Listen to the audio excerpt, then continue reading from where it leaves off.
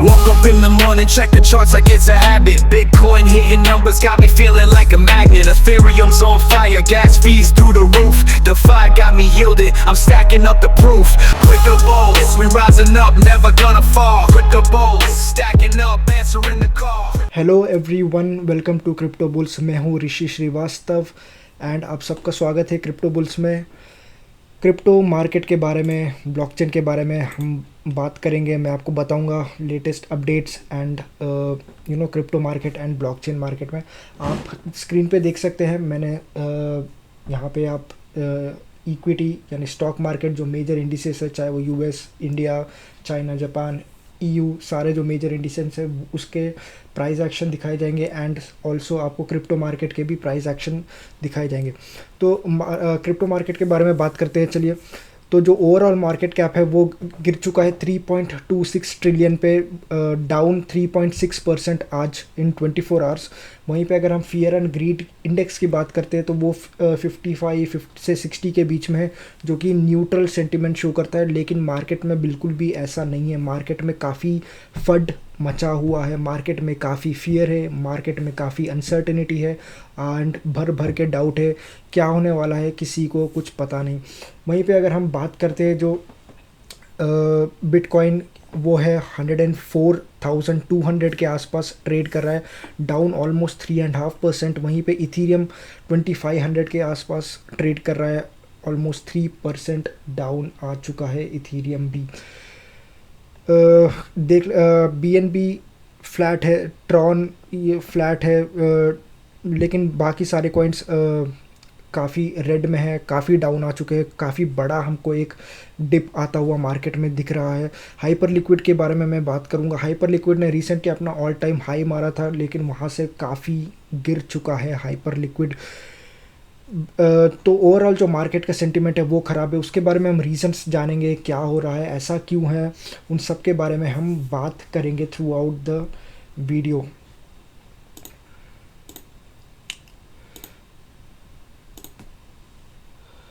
तो हम लोग न्यूज़ आर्टिकल्स के बारे में देखेंगे। सबसे पहला न्यूज़ आर्टिकल है ये कॉइन टेलीग्राफ के पास से, Trump's truth social files SEC S1 for bitcoin ether ETFs।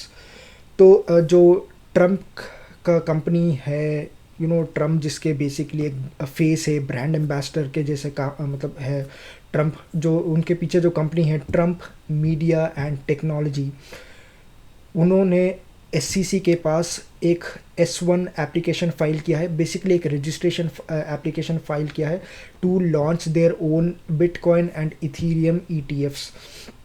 मैंने आपको वीडियो में भी बताया था कि लास्ट वीडियो में बताया था कि वो लोग ऐसा कुछ प्लान कर रहे हैं एंड वो हमने आज अमल होता हुआ भी देखा, जहाँ पे हम देख सकते हैं ट्रम्प मीडिया जो है वो अभी खुद का ETF लॉन्च करेगी। जैसा अभी तक जो इंस्टीट्यूशंस है, जो एसेट मैनेजर्स है, उन्होंने लॉन्च किया था, जैसे ब्लैक रॉक हो गया, वैनेक हो गया, वैनगार्ड हो गया, जो ग्रे स्केल हो गया। अभी ट्रम्प मीडिया भी लॉन्च करेगा खुद का बिटकॉइन एंड ईथर का ETF, दोनों का होगा। Next, strategy backs 10,100 bitcoin amid Israel Iran escalation.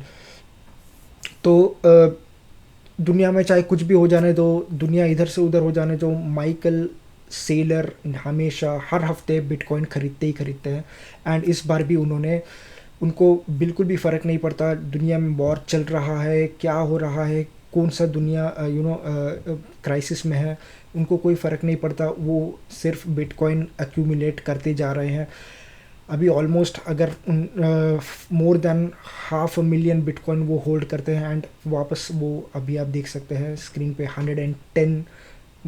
10,100 bitcoin का न्यू एक परचेस किया है उन्होंने। Meta planet bitcoin holdings hit 10,000 BTC beating coin base.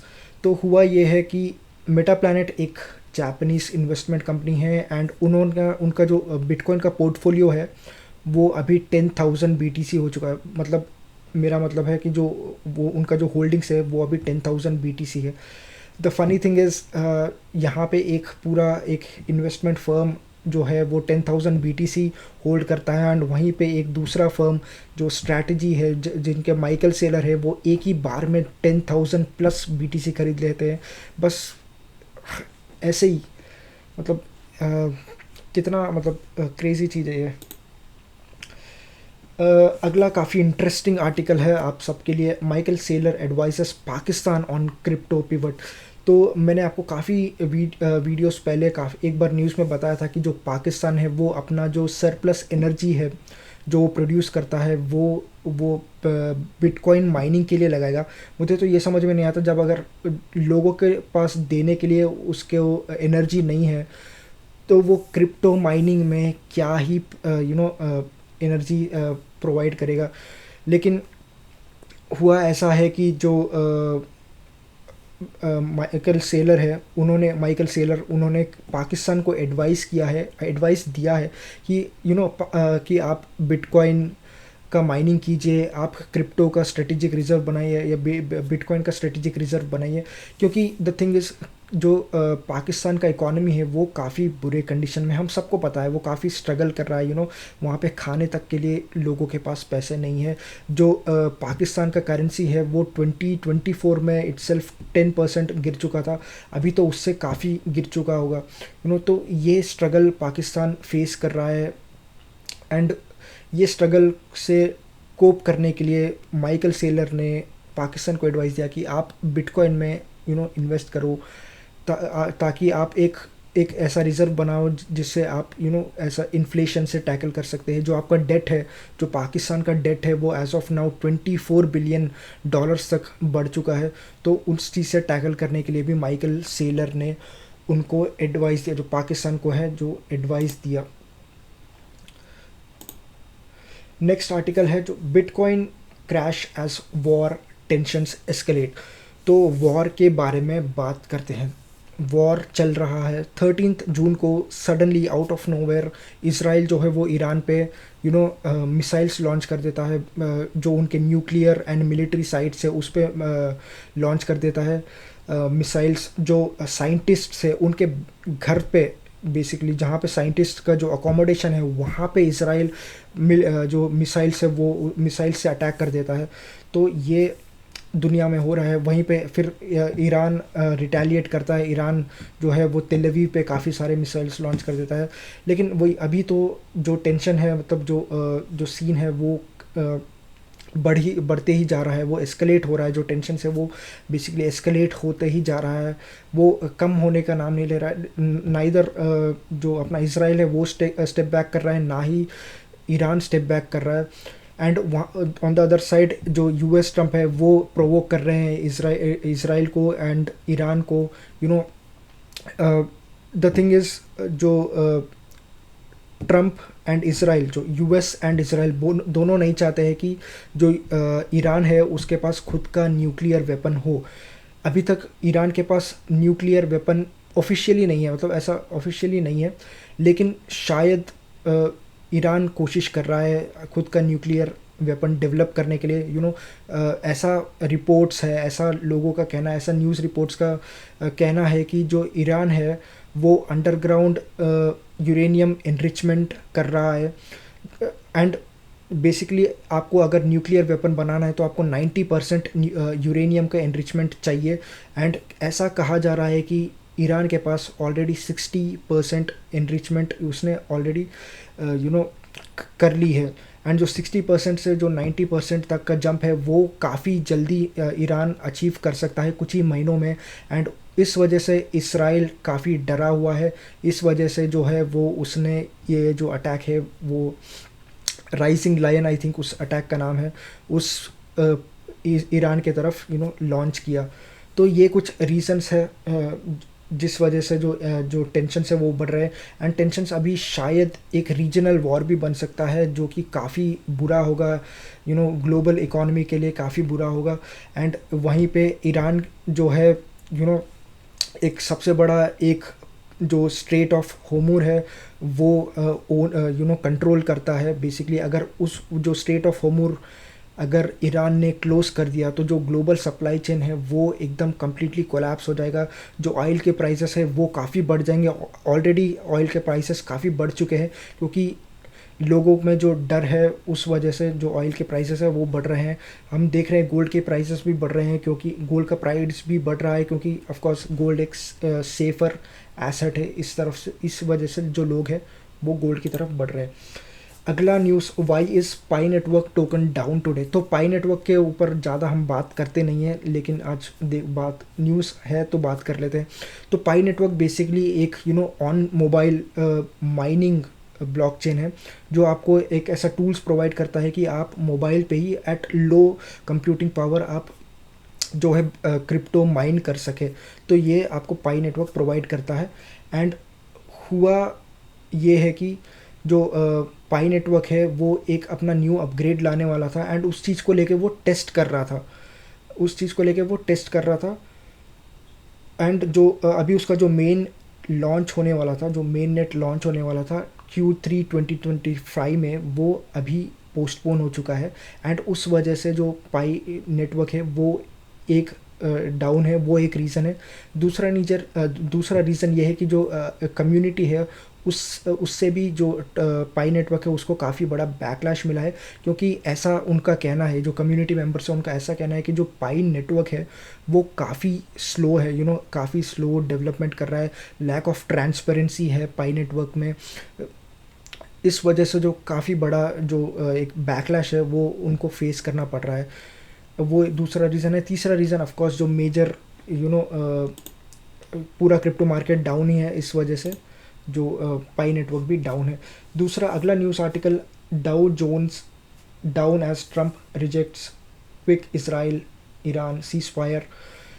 तो डाउ जोन्स में आपने वीडियो के स्टार्टिंग में भी देखा, जो इक्विटी मार्केट है वो भी काफ़ी डाउन आ चुका है। I think Dow Jones almost 0.8 to 0.9% down था। नैस्डैक वहीं पे ऑलमोस्ट 1% डाउन था। तो जो ना सिर्फ क्रिप्टो मार्केट बल्कि पूरा जो मार्केट है, ग्लोबल मार्केट है, वो काफ़ी अभी डाउन में है।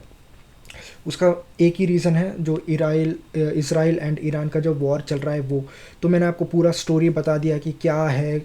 यूएस भी नहीं चाहता है कि ईरान जो है न्यूक्लियर वेपन्स होल्ड करे क्योंकि उसके लिए भी खतरा है, जो उसका वो पावर है वो कम हो जाएगा मिडिल ईस्टर्न कंट्रीज़ में। तो ये सब डर बना हुआ है यूएस में एंड इसराइल में।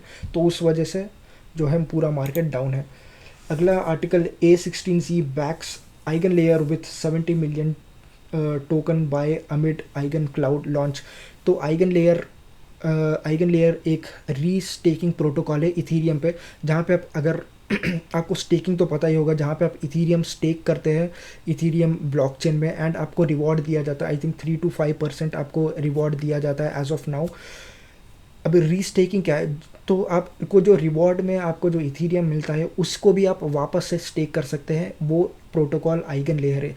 तो आइगन लेयर प्रोटोकॉल के थ्रू आप जो रिवॉर्ड आपको मिलते हैं इथीरियम स्टेक करने के बाद जो आपको रिवॉर्ड्स मिलते हैं इथीरियम टोकन्स, उस चीज़ को आप वापस से रीस्टेक कर सकते हैं। वो दैट इज़ रीस्टेकिंग।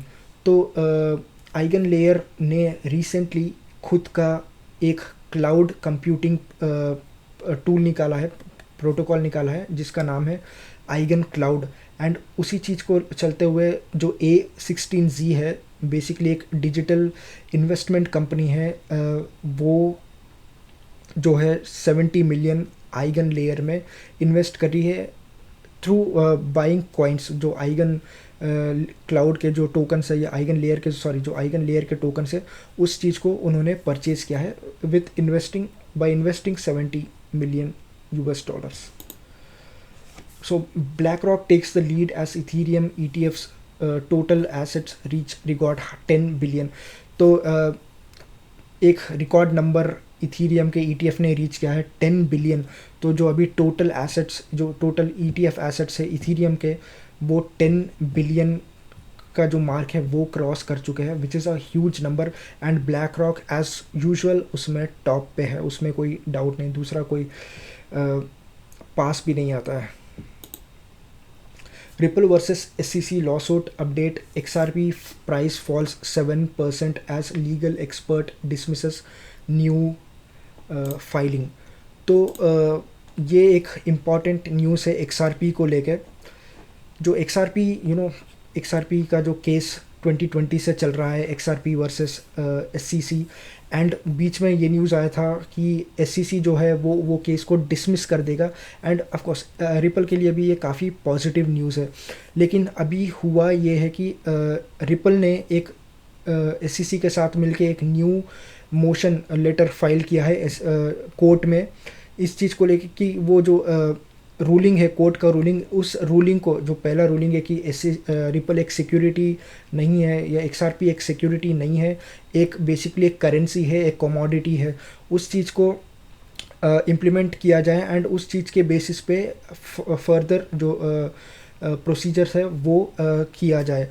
लेकिन हुआ ये कि जो SEC के एक फॉर्मर लॉयर है, उन्होंने ट्वीट किया कि इसमें नया चीज़ नहीं है, जो डॉक्यूमेंट्स जो आपने सबमिट की है वो ऐसा कुछ नया नहीं है। एंड इस चीज़ को लेके जो मार्केट का सेंटिमेंट है, जो लोगों का सेंटिमेंट है, इन्वेस्टर्स का सेंटिमेंट है ये रिपल को लेके, वो थोड़ा फियर डाउन हुआ, एंड उस वजह से हम देख सकते हैं जो XRP है वो ऑलमोस्ट 7% आज गिर चुका है। Tron price soars on Justin Sun's bold Nasdaq move. तो एक क्रेज़ी वाला चीज़ हो रहा है। किसी ने भी एक्सपेक्ट नहीं किया था कि ट्रॉन का IPO आएगा। सर्कल का IPO रिसेंटली आया एंड उसको काफ़ी अच्छा रिस्पॉन्स मिला है इन्वेस्टर्स की तरफ से, रिटेल इन्वेस्टर्स की तरफ से। बट सब लोग एक्सपेक्ट कर रहे थे XRP का आ जाएगा या बिटकॉइन का, सोलाना का आ जाएगा, किसी और का IPO आ जाएगा, HBAR का आ जाएगा, मतलब काफ़ी दूसरे ब्लॉकचेन से, लेकिन कोई भी एक्सपेक्ट नहीं कर रहा था कि ट्रॉन का आ जाएगा। तो अभी हुआ ऐसा है कि जो ट्रॉन है वो SRM एंटरटेनमेंट नाम का एक पब्लिकली लिस्टेड कंपनी है नैस्डैक पे, उसके साथ मर्ज होने वाला है। एंड अब जो वो कंपनी के साथ मर्ज होगा तो ट्रॉन का जो IPO है वो इनडायरेक्टली नैस्डैक पे आप ट्रॉन खरीद पाओगे, आप ट्रॉन में इन्वेस्ट कर पाओगे। तो ये सीन है। तो उसी चीज़ को लेके जो SRM एंटरटेनमेंट का जो स्टॉक था वो 700% भाग गया इस मर्जर के न्यूज़ के बाद, एंड जो ट्रॉन है वो ऑलमोस्ट 15-20% भी जंप ट्रॉन में भी दिखाया। तो ये काफ़ी एक्चुअली इंटरेस्टिंग, काफ़ी सरप्राइजिंग न्यूज़ था कि जो अब ट्रॉन है वो हम नैस्डैक पे इन्वेस्ट कर पाएंगे ट्रॉन में। Thailand approves crypto tax exemption until 2029। तो ये एक काफ़ी अच्छा मूव है थाईलैंड की तरफ से।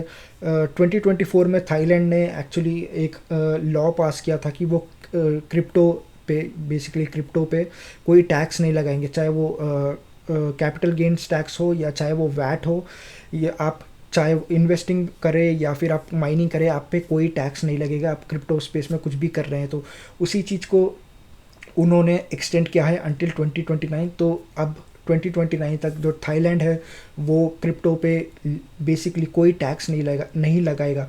तो ये काफ़ी एक्चुअली बेनिफिशियल है नए क्रिप्टो स्टार्टअप्स के लिए, जो थाईलैंड में जो खुद का एक स्टार्टअप खोलना चाहते हैं क्रिप्टो स्पेस में या ब्लॉकचेन स्पेस में, उनके लिए ये काफ़ी एक पॉजिटिव न्यूज़ है। अगला news, XRP Ledger's XLS80 could beat Ethereum in institutional adoption। तो XRP के लिए एक और न्यूज़ है ये। तो XLS80 एक नया वो एक प्रोटोकॉल है जो अपग्रेड है, जो XRP का जो लेजर है वो लेके आ रहा है, अभी लेके आने वाला है। एंड इससे क्या होगा, जो इंस्टीट्यूशनल अडॉप्शन है रियल वर्ल्ड एसेट्स का वो काफ़ी सिंप्लीफाई हो जाएगा। ये बेसिकली कंप्लायंस रिक्वायरमेंट्स को सिंप्लीफाई करेगा। ब्लॉकचेन टेक्नोलॉजी जो अभी इंस्टीट्यूशनल अडॉप्शन जो इंस्टीट्यूशंस है जो अडॉप्ट करने के लिए स्ट्रगल कर रहे हैं ब्लॉकचेन टेक्नोलॉजी को, उस चीज़ को ये सिंप्लीफाई करेगा। तो ये 2-3 प्रॉब्लम्स है, उस चीज़ को ये XLS80 अपग्रेड वो सॉल्व करेगा। एंड ऑफ कोर्स इसका जो TPS है या लो फीस है वो XRP पे वो भी बढ़ाएगा, ऐसा इस आर्टिकल में बताया गया है। XRP के मतलब इस अपग्रेड से काफ़ी बेनिफिट मिलेगा इंस्टीट्यूशंस को एंड XRP को भी। एंड XRP जो है वो एक इथीरियम को इस चीज़ में एक अच्छा खासा टक्कर दे सकता है। JP Morgan's deposit token JPMD pilot on base, तो एक नया न्यूज़ काफ़ी interesting, again one of the interesting news. JP Morgan जो एक काफ़ी बड़ा बैंकिंग जायंट है, वो उन्होंने अपना खुद का डिपॉजिट टोकन जिसका जो शॉर्ट टिकर नेम है JPMD, ये लॉन्च किया है। ये बेसिकली डिपॉजिट टोकन है। ये डिपॉजिट टोकन आपको मैं समझाऊँ तो आप जैसे मान के चलिए एक डिजिटल करेंसी है, डिजिटल डॉलर है, in this case digital dollar है। तो जितना भी पैसा आपके बैंक अकाउंट में होता है, उतना ही आपके पास ये JPMD या ये डिपॉजिट टोकन्स आपके पास होंगे, एंड इससे आप पेमेंट्स कर पाओगे आप। तो ये बेसिकली पेमेंट्स जो है वो उसको स्ट्रीमलाइन करने के लिए ये जो है लॉन्च किया जा रहा है JP मॉर्गन की तरफ से। एंड ये पूरा जो है वो बेस नेटवर्क जो लेयर 2 है इथीरियम पे, उस पे लॉन्च किया जा रहा है, जो कि कॉइनबेस का खुद का एक L2 ब्लॉकचेन है, बेस नेटवर्क। ये बेसिकली काफ़ी पॉजिटिव है, क्योंकि बड़े बड़े जो बैंकिंग जायंट्स है, अगर वो भी क्रिप्टो की तरफ क्रिप्टो में इन्वेस्ट कर रहे हैं, तो काफ़ी जो बड़े बड़े बैंकिंग फर्म्स है वो भी धीरे धीरे क्रिप्टो की तरफ आएंगे।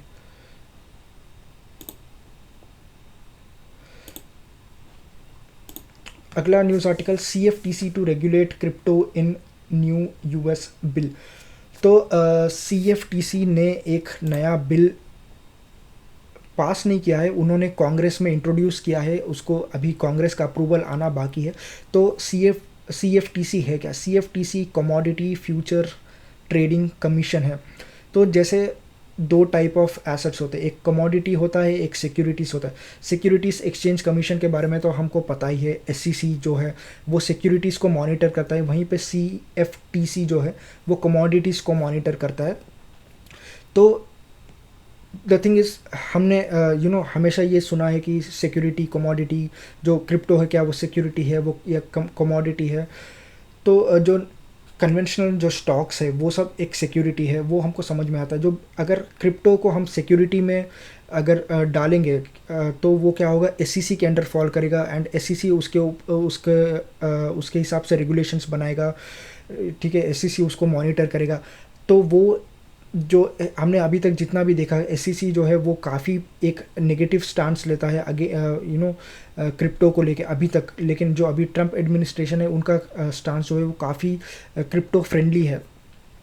लेकिन जो क्रिप्टो कम्युनिटी मेंबर्स है, जो भी एक्सचेंजेस है, जो बड़े बड़े क्रिप्टो बिजनेसेस है, वो यही चाहते हैं कि जो क्रिप्टो है वो CFTC के अंडर फॉलो, जो एक कमोडिटी है, क्योंकि क्रिप्टो एक कमोडिटी है, ऐसा हमने काफ़ी बार प्रूव भी किया है।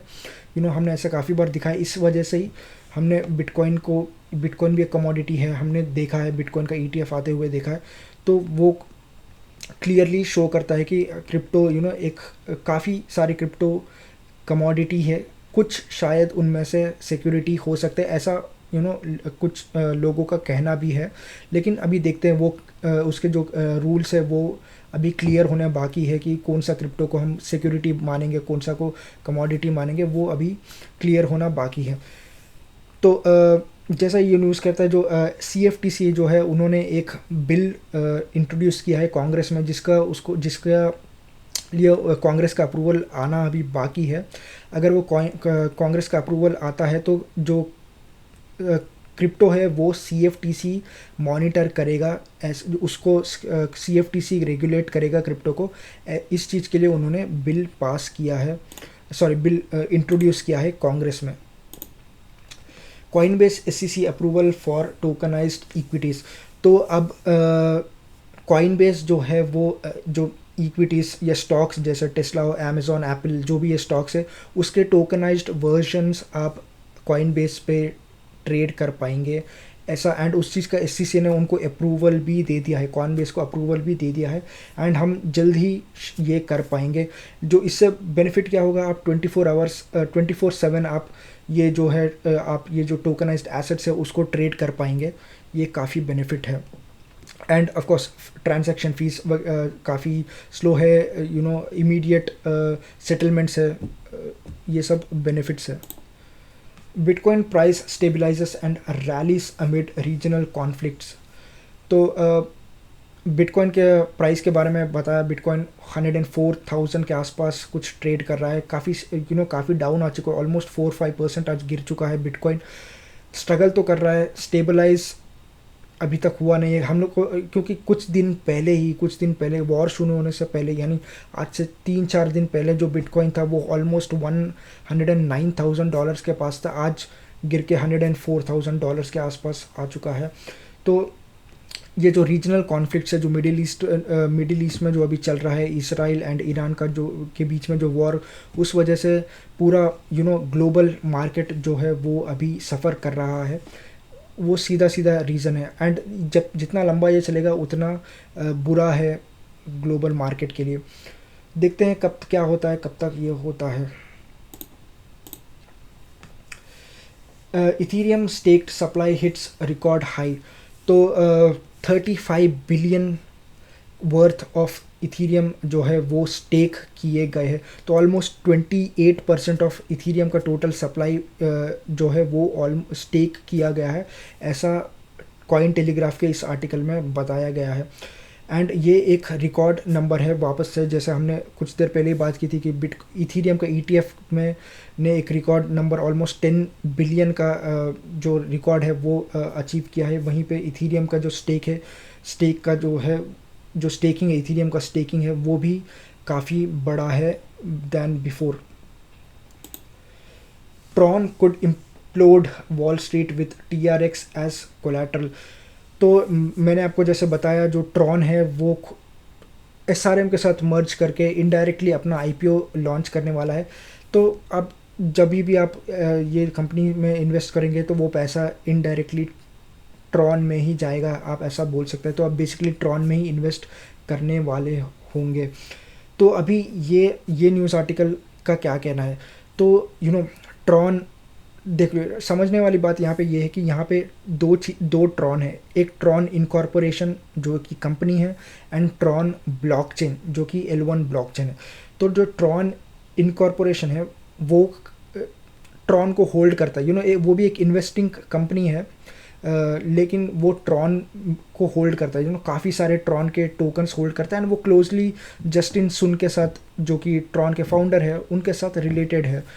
तो जो अब वो लोग ये प्लान कर रहे हैं कि जो ट्रॉन कॉइन्स, जो ट्रॉन टोकन की बात कर रहा हूँ, जो ट्रॉन टोकन वो लोग होल्ड करते हैं अपने ट्रेजरी में, जो कंपनी जो अपने ट्रेजरी में ट्रॉन टोकन्स होल्ड करती है, उस चीज़ को कोलैटरल रख के वो लोग पैसा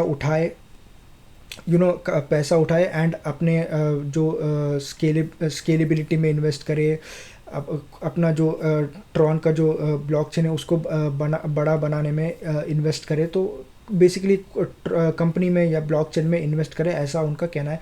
लेकिन जो क्रिटिक्स है उनका ये कहना है कि ऑफ कोर्स ट्रॉन एक क्रिप्टो करेंसी है, तो उसका जो प्राइस है वो काफ़ी वॉलेटाइल होगा।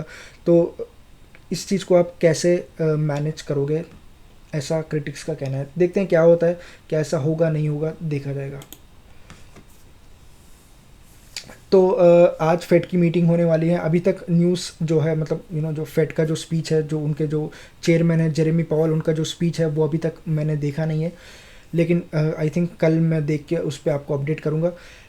पर हमको पता है इस बार कोई ऐसा रेट कट होने वाला नहीं है, लेकिन जो उनका जो स्पीच है वो हमारे लिए इम्पॉर्टेंट है कि वो क्या इंडिकेट करता है, जो उनका पॉइंट ऑफ व्यू है वो कैसा है, इन्फ्लेशन को लेके, रिसेशन को लेके, इकोनॉमी को लेके, उनका जो POV है वो हमारे लिए समझना काफ़ी इम्पॉर्टेंट है।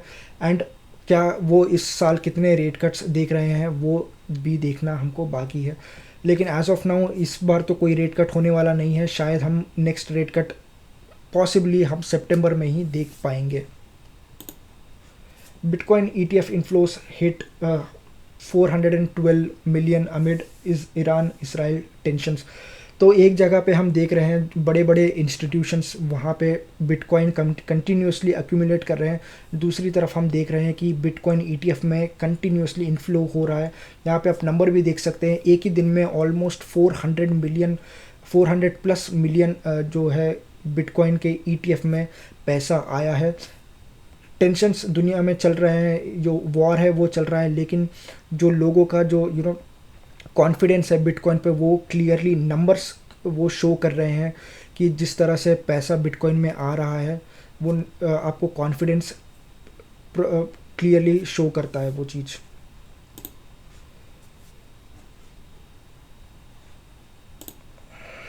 तो यही थे दोस्तों कुछ इंपॉर्टेंट न्यूज़ एंड अपडेट्स जो मैं आपके साथ शेयर करना चाहता था। Thank you for watching. अगर आपको वीडियो अच्छा लगा है तो लाइक कीजिए, सब्सक्राइब कीजिए and until next time bye.